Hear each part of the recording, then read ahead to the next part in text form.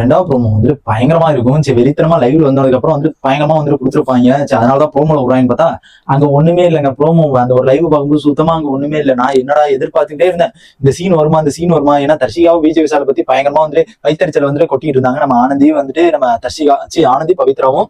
And அங்க என்ன நடந்துச்சுன்னு பாத்தீங்கன்னா வந்துட்டு எப்ப பாரு வந்துட்டு விஜய் விஷால் கூட இருக்கா, அதனால அவளுக்கு கூட ஒரு கமிட்மெண்ட்டே இல்லை அப்படிங்கிற மாதிரி வந்துட்டு ப்ரோமோ காமிச்சிருந்தாங்க. இங்க என்ன பாத்தீங்கன்னா வந்துட்டு நான் பேச போனா வந்துட்டு விஜய் விஷால் இருக்கான், பேச போனா விஜய் அந்த இடத்துல விஜய் விஷால் இருக்காப்ல.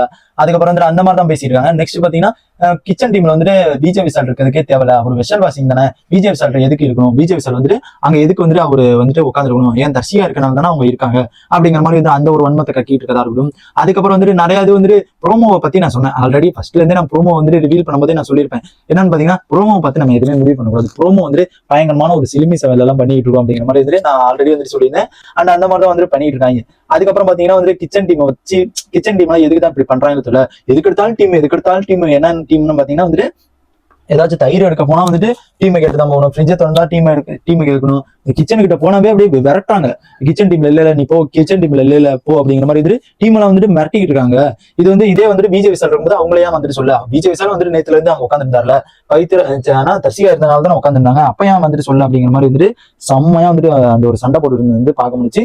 பார்க்கும்போது எனக்கு என்னடா அடி இது வந்துட்டு ப்ரோமோக்கு கண்டென்ட்டே கிடையாது அப்படின்னு. இது வந்துட்டு ப்ரோமோல விடுறதுன்னு பாத்தீங்கன்னா ஒரு பார்த்தாவே டி இந்த இதோட செம்மையா இருக்கும்டா வாங்க பார்க்கலாம் அப்படிங்கிற மாதிரி வந்து வெறித்தனமா சரி பாக்குற மாதிரி இருக்கும். ஆனா அங்க வந்துட்டு என்ன நினைச்சுன்னு பாத்தீங்கன்னா அங்க வந்துட்டு ஒண்ணுமே நடக்கல. ஏதோ சும்மா நார்மலா உட்காந்து வந்துட்டு வன்மத்தை கொட்டி இருக்காங்க. அதான் வந்துட்டு நடந்துச்சு. இதை போய் ப்ரோமோல விடுறாங்க. சரி ஈவினிங் ஒரு இது மட்டும்தான் வந்துட்டு லைவ்ல போச்சு. இது வந்துட்டு ப்ரோமோல ஒண்ணுங்கிற அவசியமே கிடையாது. ப்ரோமோல எல்லாம் எதுக்கடா விடுறீங்க அப்படிங்கிற மாதிரி வந்துட்டு வைத்தறிச்சல் வந்துட்டு ஆனந்தி பவித்ரா வந்துட்டு கொட்டிட்டு இருந்தது. வைத்தறிச்சல வந்துட்டு கொட்டிட்டு இருந்தாங்க. எனக்கு என்ன காரணம்னு பாத்தீங்கன்னா ஃபர்ஸ்ட் வந்துட்டு பவித்ரா வந்துட்டு விஜய் விஷால் மேல ஒரு கிரஷா இருந்தாங்க. அண்ட் அது வந்துட்டு அதுக்கப்புறம் அவங்க ஃப்ரெண்டு கிட்ட மாறணும்னா எப்படி இருக்கும், ரியலாவே வந்துட்டு அது வந்துட்டு சம கோபம். இப்ப வந்து நம்ம ஒரு பொண்ணை லவ் பண்றோம்னா வந்துட்டு நம்ம ஃப்ரெண்டு வந்துட்டு அந்த பொண்ணை கரெக்ட் பண்ணா அது வந்து எவ்வளவு வந்துட்டு வயிறு எரியுமோ நம்மளுக்கு வந்துட்டு அதே மாதிரி வந்துட்டு பவித்ராக்கு வந்து எரிஞ்சுட்டு இருக்கும் போல இருக்கு.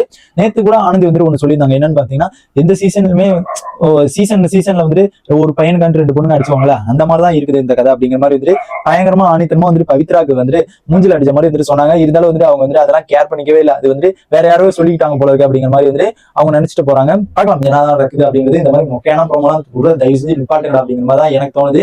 இதெல்லாம் தயவு செஞ்சு ப்ரோமோவே விடாதீங்க அப்படிங்கிற மாதிரி வந்துட்டு என் மைண்ட் செட்ல வந்து தட்டிட்டு இருக்காப்ல. இனிமேல் ப்ரோமோலாம் விடாரா, பிக் பாஸ் ப்ரோமோலாம் விடாதா அப்படிங்கிற மாதிரி வந்து மைண்ட்ல வந்து தட்டிட்டு இருக்காப்ல. அண்ட் இந்த மாதிரி பிக் பாஸோட எல்லா அப்டேட்ஸ் தெரிஞ்சு நம்ம சேனல் சப்ஸ்கிரைப் பண்ணி சப்போர்ட் பண்ணுங்க.